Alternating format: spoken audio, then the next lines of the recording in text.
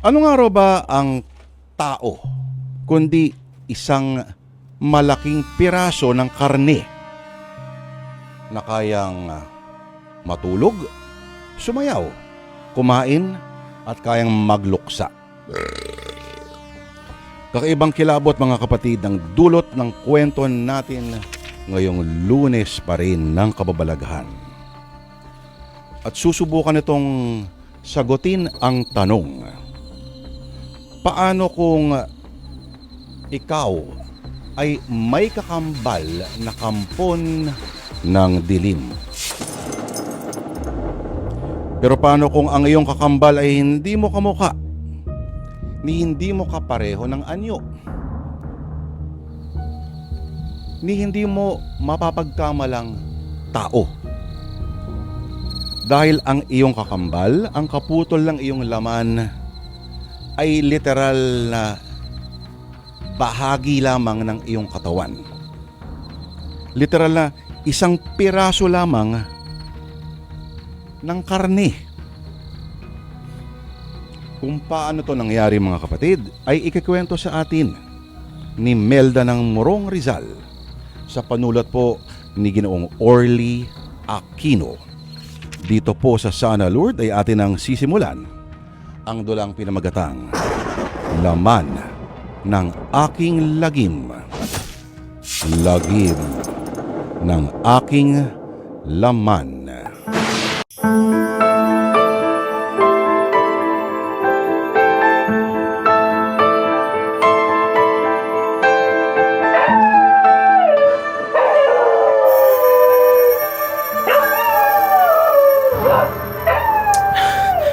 Kung kailan gabi na saka malulung ang asong gala na yun sa kalye, di tuloy ako makatulog.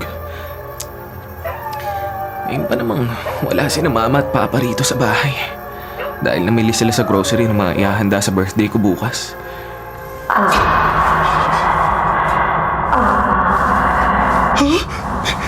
May tumatawag sa akin? Sino tumatawag na yun? Nag-iisa ako rito sa kwarto ah! Narito ako sa likod mo. Babae! Isang babae nasa likuran ko! Babae na nakaputi at nakalutang sa saiga mga paa! Multo!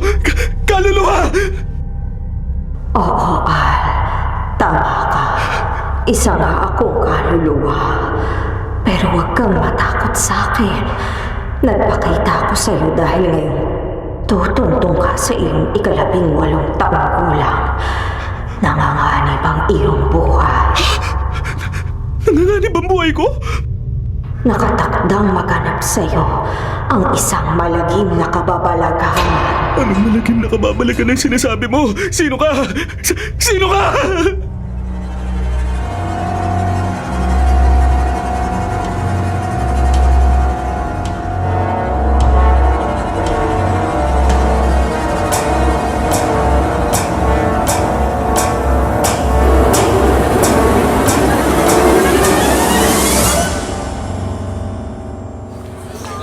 Sinong kaluluwang nagpakita sa'yo, Al?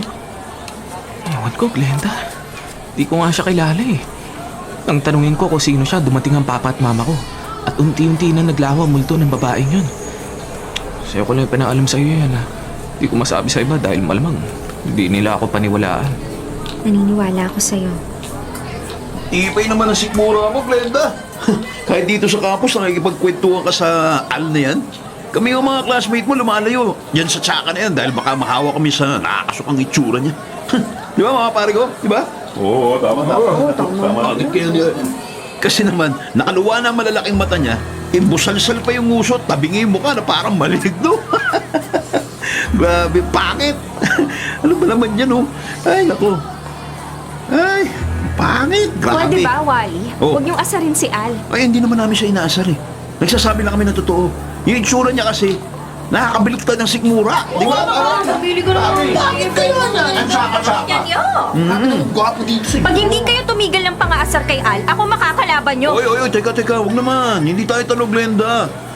Di ba lang ate? Tara, mga pare, dito na tayo. Iwanan natin yan. Bakit? Glenda, salamat sa pagtatanggol mo sa akin sa mga kaklase mo ha. Kaibigan rin kita, Al, kaya ipagtatanggol kita sa lahat ng mga nang-aasar sa'yo. Bait mo naman. naman ang tiyan mo? Bigla kasing kumirot na naman ang tiyan ko. Madalas bang sumasakit ang tiyan mo? Nag-uumpisa lang to kagabi. Parang may humahakab sa tiyan ko. Bumubukol na eh. Pakiramdam ko parang may gusto lumabas na kung ano sa tiyan ko.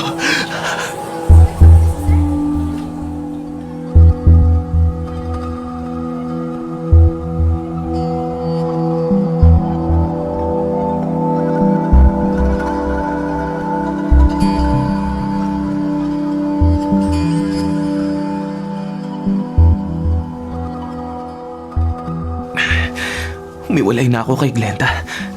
Narito na ako sa comfort room. Kumikirot pa rin ang tiyan ko. At patindi ng patindi ang sakit. Kailangan yata magpa-doktor na ako ah. Naramdaman ko. May gumagalaw sa tiyan ko. May bumabukol sa tiyan ko. Ang bukol sa tiyan ko lumalaki. Gumagalaw. Masakit. Sobrang sakit!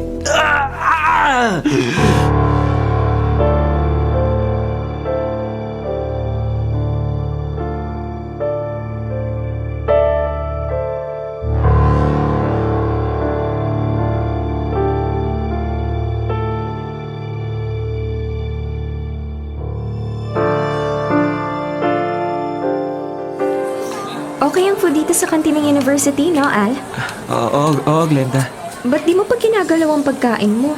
At nakatitig ka lang sa akin. Baka naman hindi ka makakain dahil ikaw na naman ang magbabayad nitong in-order natin. Hindi.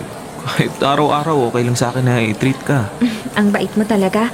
Madalas mo na akong pameryendahin ng libre. Pag may problema pa ako sa pera, pinapautang mo ko. Basta ikaw sa lahat ng oras. Handa akong tulungan ka. Okay ka talagang kaibigan. Glenda, hindi kaibigan na ang turing ko sa'yo eh. Ha? Al? Pwede bang humigit pa sa kaibigan lang ang turing mo rin sa akin?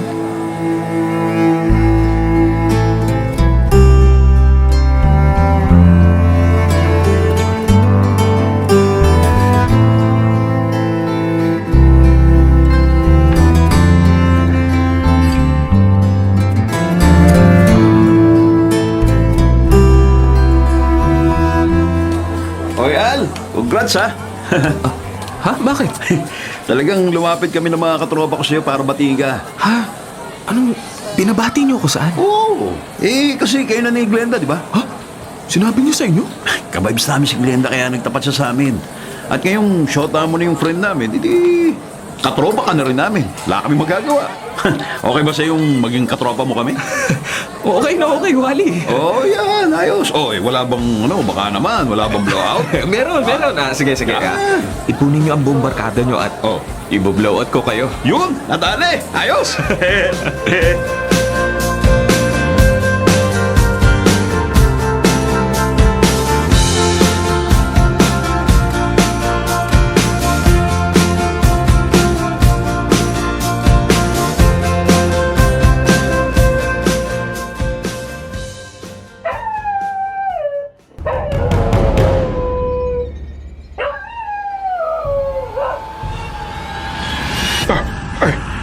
Sino ka? Ha? Sino? Anong ginagawa mo rito? Alam mong may ibang kasama ka rito sa kwarto mo, Binong. Hindi ako magiging faith healer kung hindi ko mararamdaman ang pagpasok sa tirahan ko na isang kaluluwang kaya mo. Alam kong mahusay kang faith healer, kaya nagpakita ako sa'yo. Ako si Elma. Matagal na akong patay. Bakit ka nagbalik? At ba't ka nagpakita sa akin? Para humingi ng iyong tulong. Sige. Ano may tutulong ko sa isang kaluluwa? Binong, tulungan mo ang anak ko. Nanganganib ang buhay niya. Tulungan mo ang anak ko upang hindi siya mapahamak.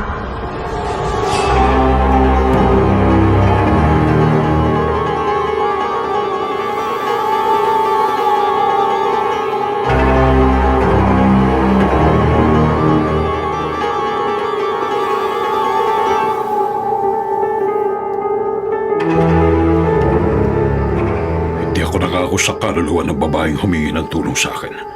Pero alam ko inaasahan niyang tutulungan ko siya. Matamal ako mag-aaksayang tumulong sa isang kaluluwa. Ano mapapala ko sa pagtulong sa isang multo?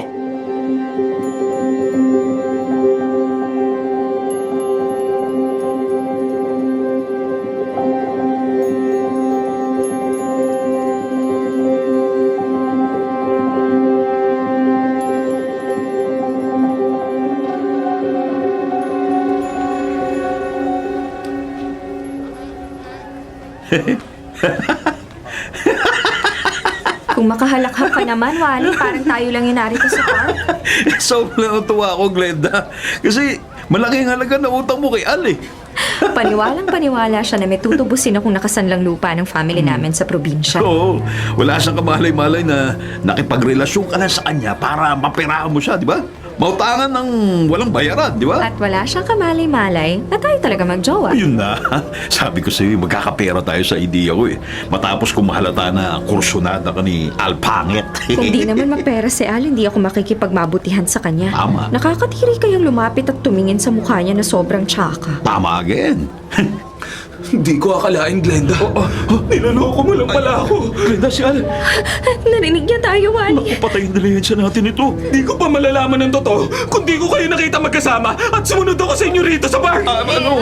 Mga manloloko! Teka. Oportunista! Huwag mo kami sisigawan, wag! Huwag mo kami sisigawan! Ha? Papasagin ko yung pangit mo mukha! Wally, wag! Tama na, wag mo nasaktan si Al! Eh, sinigawan niya tayo eh! Halika na! Lokon to! Iwan na natin siya! Mga manloloko! Mga oportunista! May bumubukol na naman sa tiyan ko. Gumagalaw. Gumagapang papunta sa lalamunan ko. Parang may gusto lumabas sa bibig ko.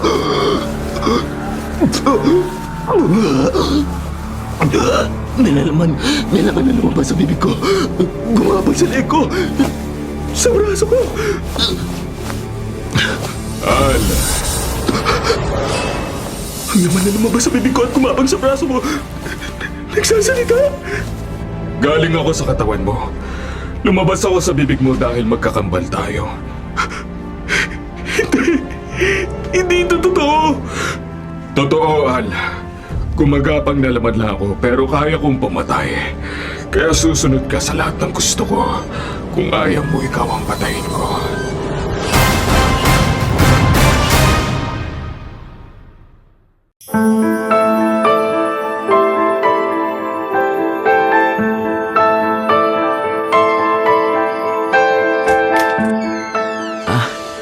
Mano po, Mama?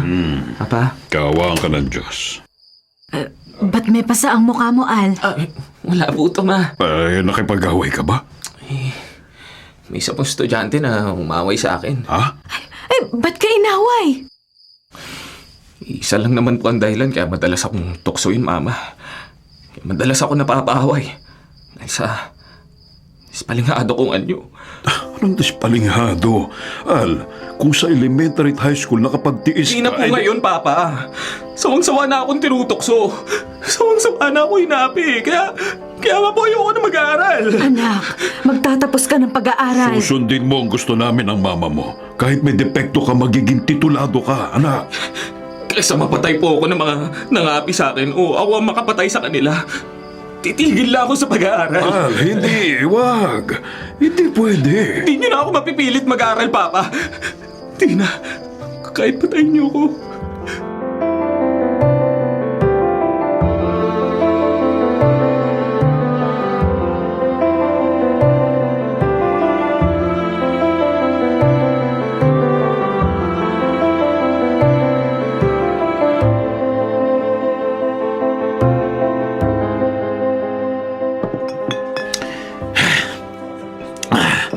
Ay, mapapatay ko yung Al na yun. Hindi na pala natin kabarkada si Al, Wally. Sabi, hindi na. Nabisto kasi na yung relasyon namin ni Glenda at pinipirahan siya ng syota ko. Kaya hindi na tayo magkukuha ng kaibigan ng pangit na yun. At pag nag-cross uli ang landas namin ni Al, Google Pay ko na talaga siya.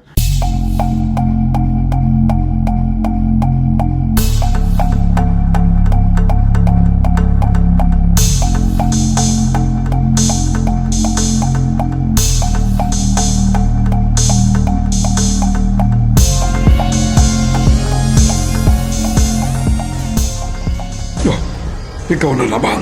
Binong, hindi ako matahimik sa kabilang buhay. Kaya nagbalik ako rito sa lupa at nagpakita uli sa'yo. Nagpakita sa akin para takutin ako. Para makiusap sa iyo. Wala akong may tutulong sa'yo. Meron. Nakagagamot lang ako ng may sakit. Meron kang karunungang itim. Nako, matagal na ako hindi gumagamit ng karunungang itim. Huwag mo akong linlangin. Elma, Kung hindi ka gumagamit ng karunungang itim, hindi ka matatahimik. Alam mo yan, Binong. At alam ko yan dahil bago ko namatay, nagkaroon ako ng karunungang itim. kahit anong sabihin mo, wala akong may tutulong sa'yo. Anak ko ang nangangailangan ng tulong. Layuan mo ako! Huwag mo akong gampalahin! Kaluluwang ka na! Binong! Lumayo ka! Maglaho ka!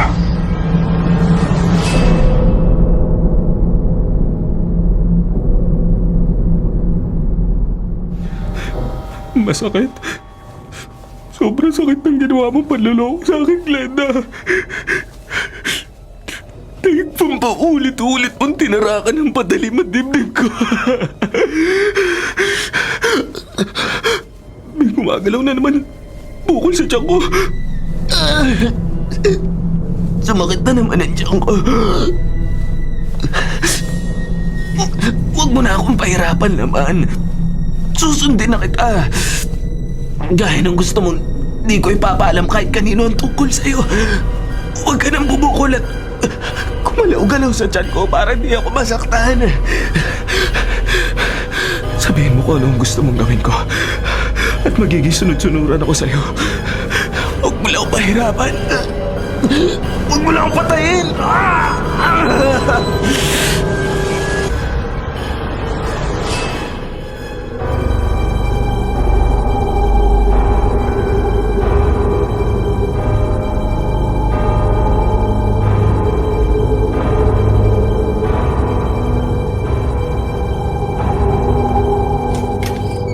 Rod, Oh, bakit parang naliligalig ka, Melda? pagkainom ko ng tubig sa kitchen, napadaan ako sa kwarto ni Al. Oh, Wala roon ang anak mo. nasan siya? Hindi ko alam. Hinanap ko na siya, pero wala siya sa buong bahay. Umalis si Al nang hindi nagpaalam sa atin. Oo. Aba, Ang inaalala ko baka gumanti siya sa nanakit sa kanya. naku, Melda. Baka mapahamak si Al.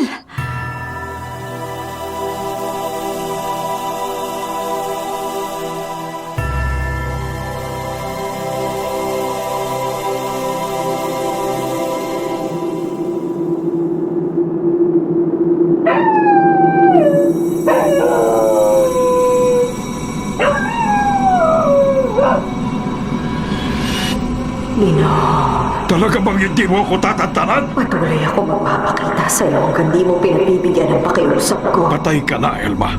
Isa ka ng kaluluwa. Wala kang kakayang maminsala sa taong buhay na gaya ko. Binong, maawa ka sa akin. Sa isasagawa kong ritual at orasyon, lalayas ka. Maawa ka sa anak ko. Lalayas ang kaluluwa mo sa ayaw mo at sa gusto mo.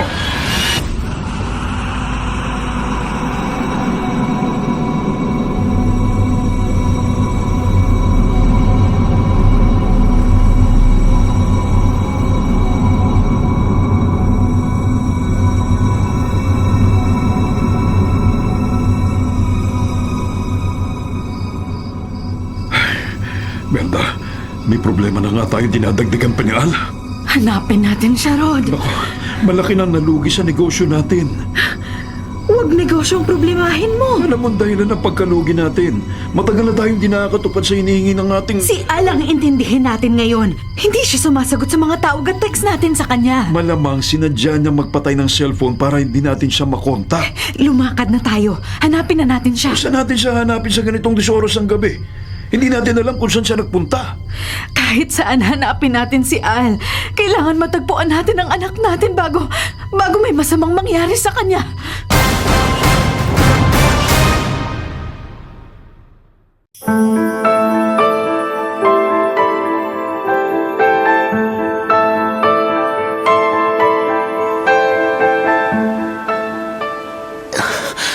Laman, huwag ka nang bumukol at gumalaw sa loob ng tiyan ko. Pag umagalaw ka sa loob ng katawan ko, parang inihiwa ang laman ko. Huwag mo nang pakirutin ang tiyan ko. Sinunod ko na ang gusto mo. Umalis nga ako sa bahay nang di nagpaalam sa mama at papa ko.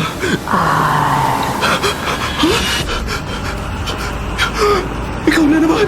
Huwag kang matakot sa akin. Layan mo ako, kaluluwa! Mag-usap tayo. Ayoko makipag-usap sa tulad mo! Al, huwag kang lumayo sa akin. Huwag ka susunod sa akin, kaluluwa! Ayoko makipag-usap sa'yo! Layan mo ako, multo!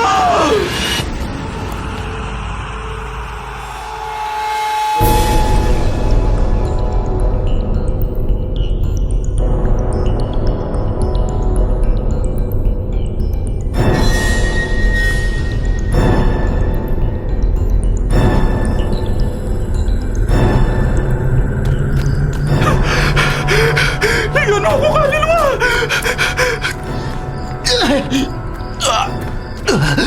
Lumabas na naman sa bibig ko. Magapang kalaman! Angal ka, Al! Huwag kang tumakbo! Laman! May kaluluwa na isang babae na nagpakita sa akin. Ba't ka matatakot sa kanya? Lumulutang sa akin ang kaluluwa!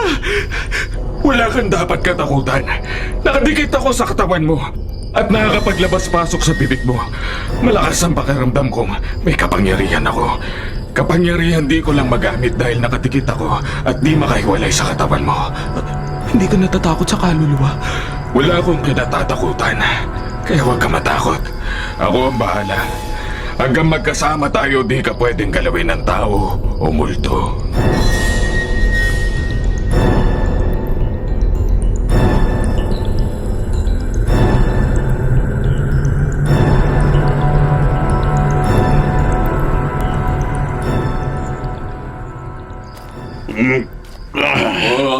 Muna para may inom mo, Alia. Hindi. Atid ka na namin ba, Wag niyo ako yatid. Kaya ako umuwi mag-isa. Para patunayan ko sa inyo hindi ako lasing, ha? Oo. Tumingin ka, ha? Huwag niyo akong alalayan, ha? Tabi. Dumistahan sa kayo sa akin at ito ha, tandaan. Pag kinulit niyo ako, baka samayin ko sa akin, ha? Tandaan niyo yan. Buti na lang di ako kinulit ng mga katropa ko. Iniwan na nila ako. Dahil pag ganitong medyo umiikot ang tingin ko dahil sa ninom ko, walang pwedeng kumulit sa akin. Pag may nakasalubong ako, kahit sino siya, mamalasin sa akin.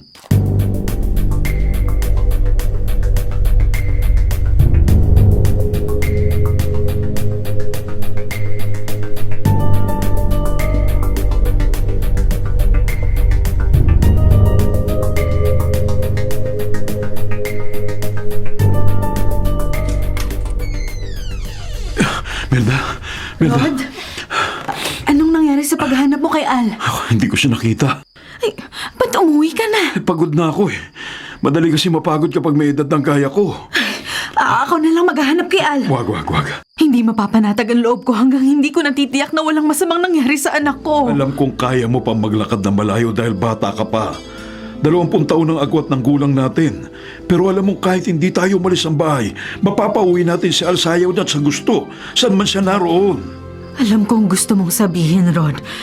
Pero nagkasundo na tayo. Oo, may kasunduan tayo. Pero sa nangyaring pagbagsak ng negosyo natin at sa nararamdaman kong madalas sa pangihin at pananakit ng katawan, naku, alam mo na hindi na ako natahimik eh.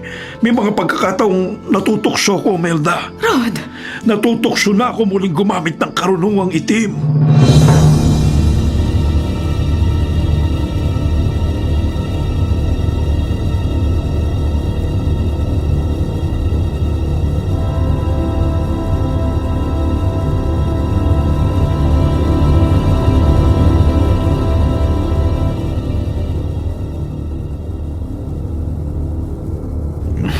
Hindi dumistahan sa akin kanina yung mga katropa ko.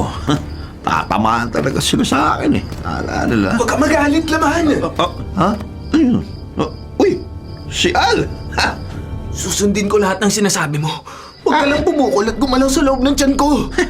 Nasa tabi lang ng kali at nagsasalita mag-isa. Tsaka hindi niya ako namalayan. Mamalasin sa akin yun yung tsakang to. Ito. Itong kapirasong kayo na to na tinampot ko, itong pangahampas ko kay Al. Eto, ayos to.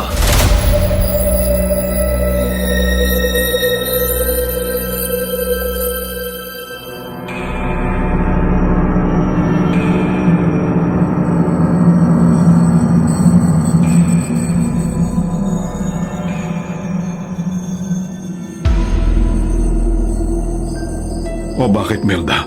Ba't napapailing ka? Rod, tinalikuran na natin ang samahang dati nating kinaaniban. Ang samahan ng mga kampo ng dilim. At itinakwil na natin ang karunungang itim. Oo, nagbagong buhay na tayo. Namuhay na tayo ng tahimik. Alam ko. Pero hindi tayo magkakaroon ng katahimikan dahil ayaw tayong patahimikin ang sumpa ng karunungang itim. Ang sumpa. Alam mo rin ang sumpa, Melda. Walang sino mang nagkaroon ng karunungang itim ang pwede matahimik habang nabubuhay. Sumpa yun ng dilim. Pero nabubuhay na tayo sa liwanag. Bakit iisipin pa natin ang kadiliman at kasamaan? May iwasan ba natin hindi isipin ang alalahanin nagpapahirap sa atin? Oo. Nang kumalas tayo sa samahang dati nating kinaaniban, nang talikuran natin ang kadiliman, parang pineste ang negosyo natin. Naghirap tayo, nang hinang katawan at nagkaroon ng kung ano-anong karamdaman. Pero sapat ba yun para tayo manghina at sumuko? Para talikuran natin ang liwanag at kabutihan? Para muli tayong yumakap sa kapangyarihan ng dilim? At muli tayong magsabog ng lagim?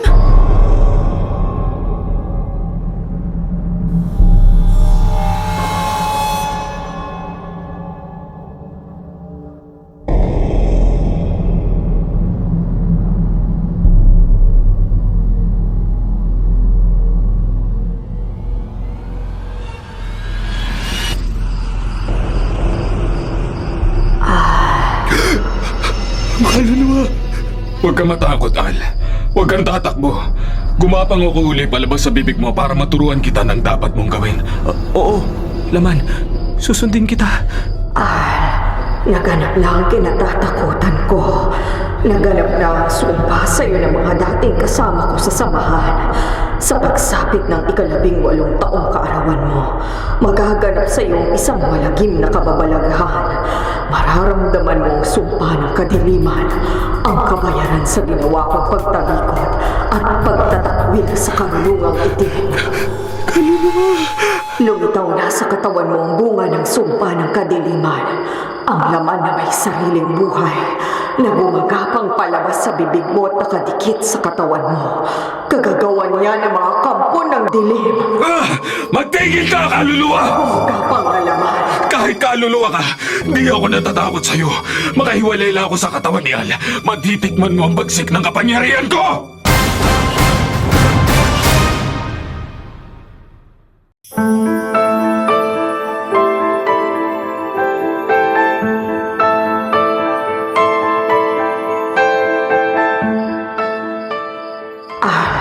Kampo ng dilim ang gumagapang na laman na lumabas sa bibig mo. Kaluluwa! Lumayas ka! Kaluluwa! Di ko iiwan si Al buhay na laman. Pag di ka lumayas, papasok uli ako sa katawan ni Al at mahihirapan ko siya. Parurusahan ko siya hanggang sa mamatay siya! Huwag mong saktan si Al. Susundin na kita buhay na laman. Aalis na ako. Lumayas ka na, kaluluwa, at huwag ka nang babalik. Huwag ka na magpapakita uli sa amin ni Al. Paglaho ka na, multo!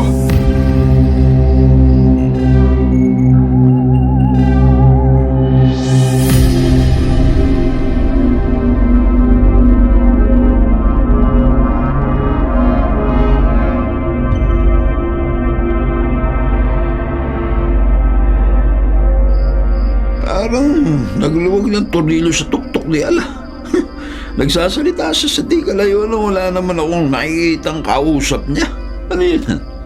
Praning. Kahit pa may narinig ang kausap sa kanina na di ko nakikita, ako kumprontahin ko siya. Malilintikan siya sa akin niya. Hoy! Al! Ha? Wally! Huwag ka matakot, Al. Di ko makita kung sino yung kinakausap mo kanina pa eh. Ha?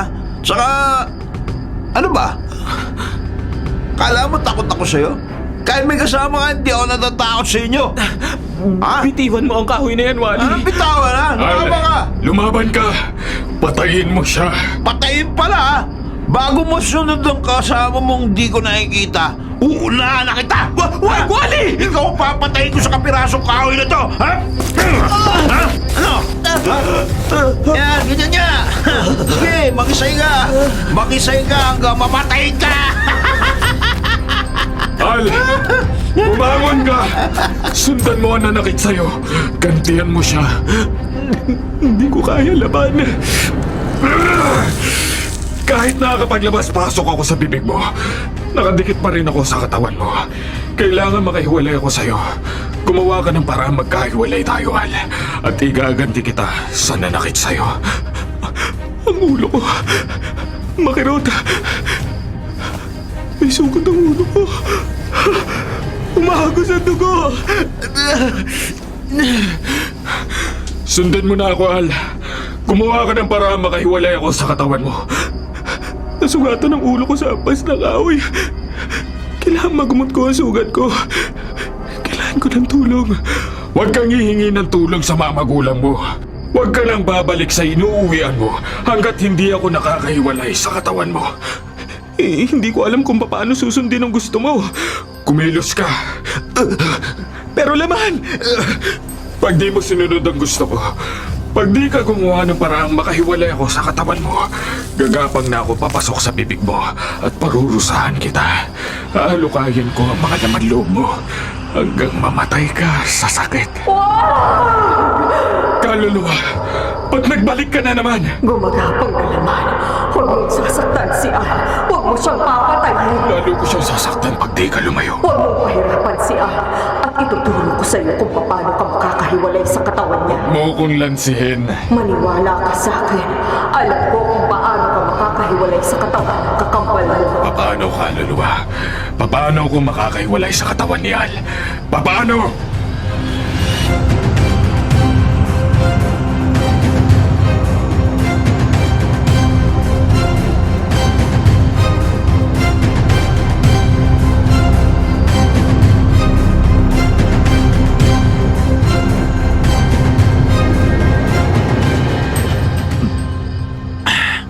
Okay, itong kapeng binigay mo sa akin, Glenda. Nawala ang hilo ko. Wally, akong kinakabahan sa ginawa mo kay Al. Hindi naman kita pinuntahan dito para kontrain ako eh. Huwag tayong magtalo. Huwag mo ipagtanggol si Pangit. Hindi ko siya pinagtatanggol. Pasalamat ang Pangit na yun, pinalo ko lang siya ng kahoy sa ulo. Tinirhan ko pa siya ng hininga. Concern lang ako sa'yo. Dapat lang. Pero Wally, Pero ano? paano kung gantihan ka ni Al?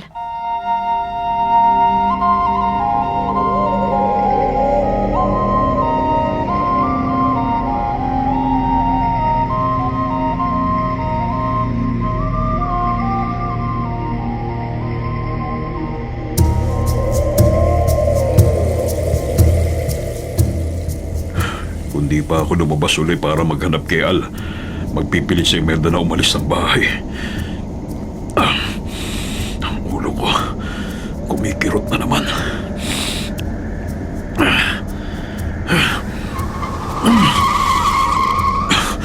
Mula na itakwil namin ni Imelda ang karunungang itim at kumalas kami sa samahang dati namin kinaaniban, nagsimula ng pagsakit ng ulo ko. Pagsakit na habang tumatagal dumadalas ang pagsumpong at tumindi ang kirot. Parang binabarayan ang ulo ko. Sobrang sakit.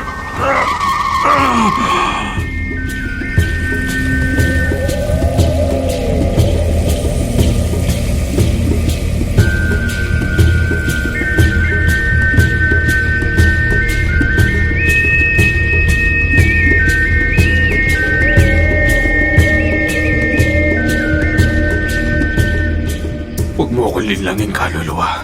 Gumagapang na naman. Nakadikit sa katawan ni Al kaya hindi kita lilinlangin. Ba't di mo ako mapahiwalay sa katawan ng kakambal ko? Di ako makapaghihiwalay sa inyo ni Al. Sino? Si Binong, Binong! ang faith healer na may karunungang itim. Narinig mo, Al? Oo, laman. Kumilos ka na. Alam mo na ang dapat mong gawin.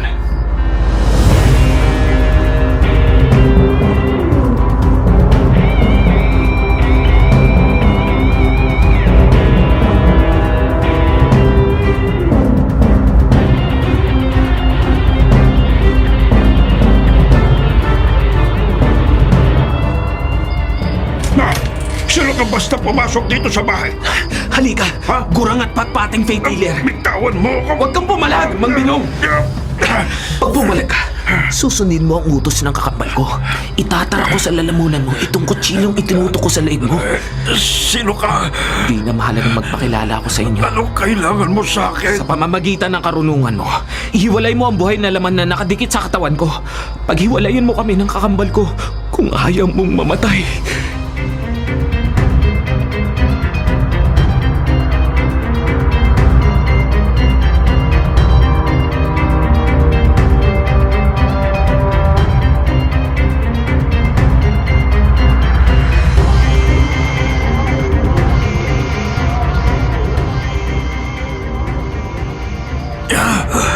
Lalong tuminti ang kirot ang ulo ko. Kirot na alam kong kagagawa ng kapangyarihan ng kadiliman. Hindi ako padatay sa kapangyarihan ng dilim. Hindi ako papayag mamatay na walang kalaban-laban. Alam ko na. Alam ko na gagawin ko.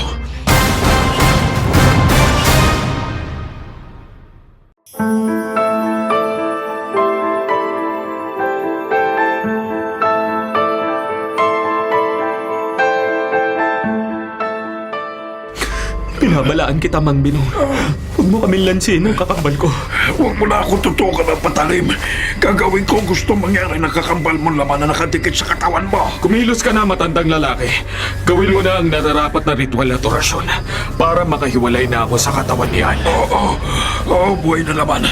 Ayoko pa mamatay kaya gagawin ko na nararapat na ritual. At uusalin ko na ang orasyon.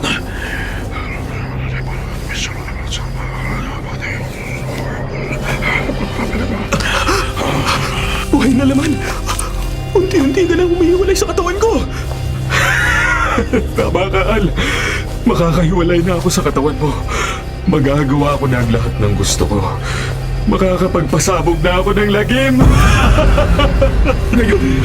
Ngayon magkahiwalay na kayong magkakambal. Umalis na kayo. Iwan niyo na ako. Huwag mo kaming diktahan, matandang lalaki. Buhay na laman. Ba't kumapa ka sa binti ko? Bakit sa leeg ko? Ikaw ang aking magiging unang biktima. Sa ayaw at sa gusto mo, papasok ako sa bibig mo at gugutay-gutayin ko ang lahat ng laman loob mo hanggang mamatay ka.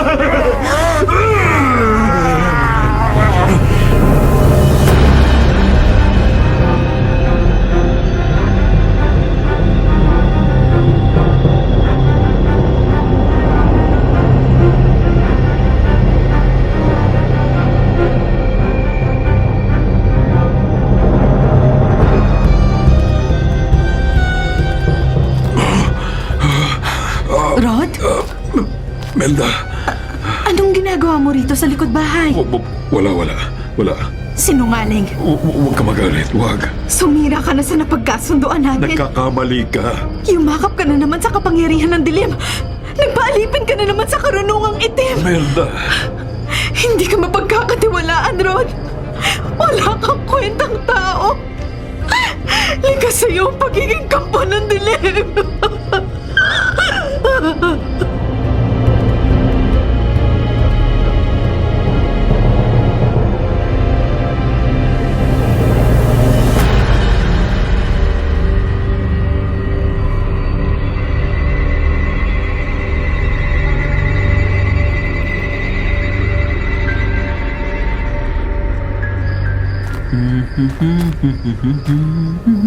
Wally! Uy! Ha! Ikaw pala! Si Pangit! Lakas na mo magpakita sa akin. Pangit-pangit mo naman. Hindi mo na ako pwedeng saktan. Oy, ayos ah. Papalag ka na, ha? Kakasaka na sa akin, ha? Ha, Pangit? Traso sa'yo, ha? Ako na ang niloloko niyo ni Glenda. Muntik mo pa ako mapatay. Inabangan mo pa ako para gumanti ka, yun ba? Ha? Hindi ako ang gaganti sa'yo. Ang kakambal ko. Kakambal? May kakambal ka? Ako, Wally. Ano ito? Ano itong laman na nagsasalita? Gumagapon sa binti ko. Pagyan sa leeg ko. Ako ang Ano to? kakambal ni Al na papasok sa katawan mo at papatay sa'yo. Hindi mo ako mapapatay. Hindi. Kahit anong gawin mo, di mo ako matatanggal sa pagkakakapit sa leeg mo, Wally. Sa ayaw at sa gusto mo, gagapang na ako papasok sa bibig mo at gugutay-gutayin ko ang mga laman loob mo hanggang mamatay ka.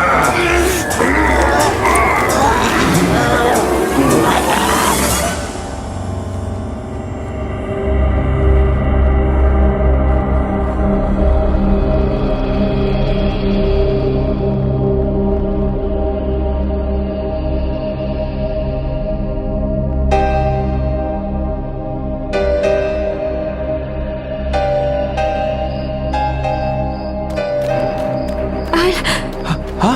Oh, Glenda, pakiusap, Al. Huwag mong gantihan si Wally. huli na ang pagdating mo, Glenda. Ba't nakabulagta si Wally? Patay na siya. Pinatay mo siya. Hindi ako ang pumatay sa kanya. Ako ang pumatay kay Wally. Gumagapag na naman. Nagsasalita. Ako ang kakambal ni Al na dating nakadikit sa katawan niya. Kakambal ka ni Al? Oo. Totoo ang sinabi ng gumagapang na laman, Glenda. Ibibilang kita sa mga biktima ko. Ang gumagapang na laman. Ang gumagapang sa binti ko. Paakyat sa leg ko. Dahil ginawa ko sa mga nauna kong biktima, papasok ako sa bibig mo at gugutahin ko ang mga laman loob mo. Papatayin din kita. Tulungan mo ako. Sorry, Glenda. Niloko mo. Sinaktan mo ng todo ang puso ko. Kaya kapatawad na lang tayo. Katapusan mo na!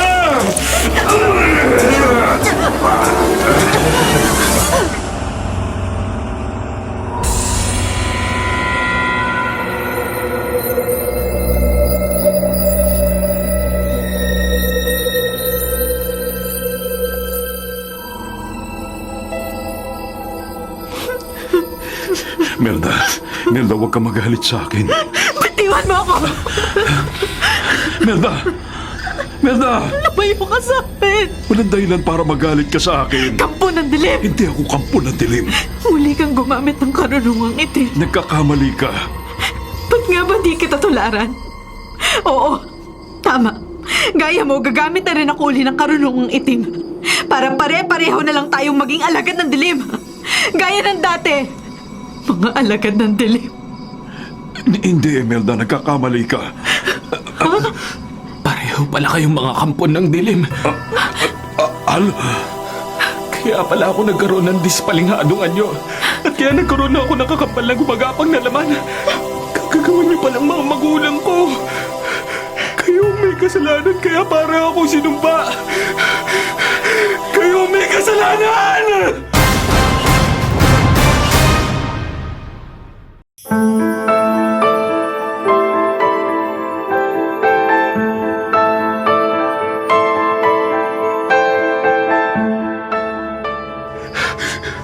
Mga kapo ng dilim! Al, huwag ka magdamdam sa amin ng mama mo. Huwag!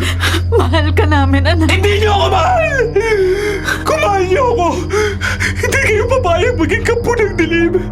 Hindi kayo papayag na maging dahilan kayo upang magkaroon ako ng dispalinghadong anyo. At magkaroon ng kakambal na kampo ng dilim. Huwag mo kami sisihin, anak! Sinisisi ko kayo! Sinisisi ko kayo!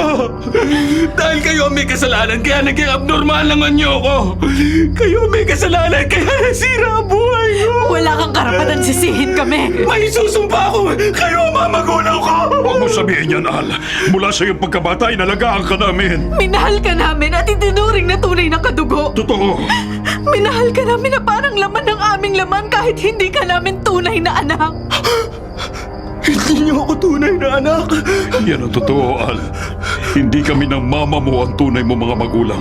Inampun ka lang namin dahil namatay ang tunay mong mga magulang. Sino ang tunay kong mga magulang? Sino? Tunay mong ina. Ang kaluluwa! Ako ang iyong ina. Ang tunay mong ama ay namatay ng isilang ka. Ipinagkatiwala kita kina Rod at Melda noong sanggol ka pa lamang dahil di na kaya ng konsensya ko ang mga kasamaang ipinagagawa sa akin ng dati kong mga kasamang kampo ng dilim. Kaya huwag mong sisihin ang nakagisnan at nakilala mong mga magulang. Wala silang kasalanan sa naging anyo mo at sa pagkakaroon mo ng kakambal na laman na nagsasabog ng lagim.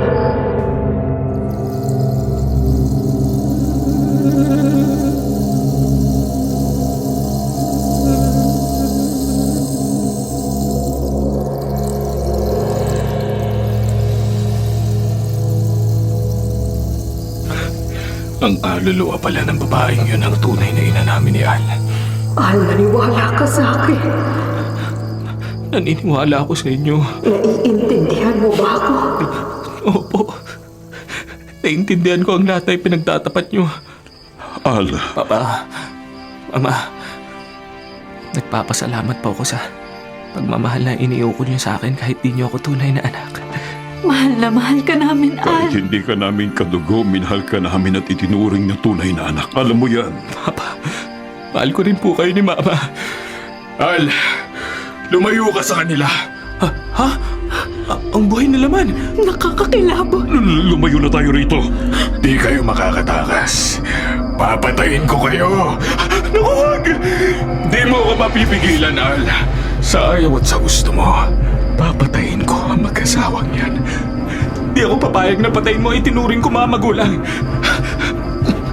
Kampon ng dilim. Ikaw ang papatayin ko! Ah! Hangal ka, Al! Magkarugtong ang hininga natin. Pag pinatay mo ko, mamamatay ka rin. Handa akong mamatay. Makaligtas lamang ang mamahal ko sa buhay. At mahinto lamang ang pagsasabog mo ng lagim. Paulit-ulit kitang ihahampas sa bato hanggang madurog ka!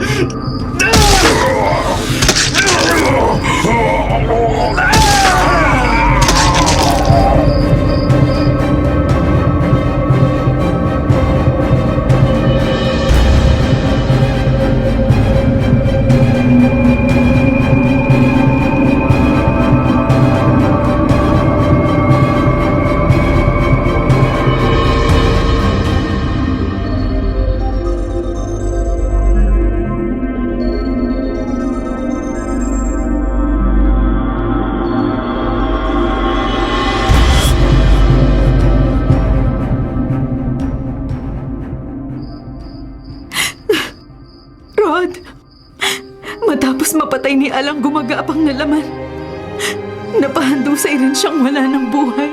Kung hindi tayo niligtas ni Al, malamang tayo ang napatay ng kakambal niyang kampo ng dilim.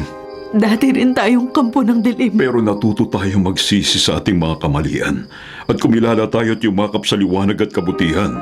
Kaya hindi na tayo kailanman papayag na maging alipin uli ng kasamaan at kadiliman. Naniniwala ako sa iyo, Rod. Dapat ka lang maniwala sa akin. Dahil sa kabila ng paghihirap natin at pagkakaroon ng karamdaman, hindi tayo natuksong muling umanib sa samahan ng mga kampo ng dilim at hindi na tayo muling gumamit ng karunungang itim. Nagdasal na lang ako humingi ng awa at tulong sa Diyos. At dininig ng Diyos ang dasal mo, Rod. Hindi pinabayaan ng Panginoon na mapahamak tayo dahil sa kagagawa ng buhay na laman. Pero si Al ang napahamak. Utang natin sa kanya ang buhay natin. Tama. Ipalibing natin na maayos ang bangkay ni Al. Oo. Di na ako magpapakita at magpaparamdam kina Rod at Melda. Likas na mabuting tao sila. Di ako nagkamaling ipinaampun ko sa kanila noon ang anak ko. Sa kabila ng kanilang mga paghihirap nang tumiwalag sila sa samahan ng kadiliman, sa kabila ng mabibigat na mga pagsubok na kanilang pinagdaanan, nanatili silang matatag na talikuran at itakwil ang mga gawain ng kampo ng dilim. Bagay na hindi ko nagawa noong ako'y nabubuhay. Sa takot kong dumanas ng katakot-takot na paghihirap, nagpakamatay ako. Matapos kong ipaampon ang anak ko na isinumpa ng mga dati kong kasamang kampo ng dilim. Kaya nagkaroon ng kakambal na buhay na laman. Rod, ipagdasal natin ang kaluluwa ni Al at ni Elma. Oh, Melda, tama. At idalangin natin, sana hindi na muling mamayani dito sa lupa ang kasamaan ng mga kampo ng dilim At wala namang yaring lagim na gaya ng pagsasabog ng lagim ng buhay na laman.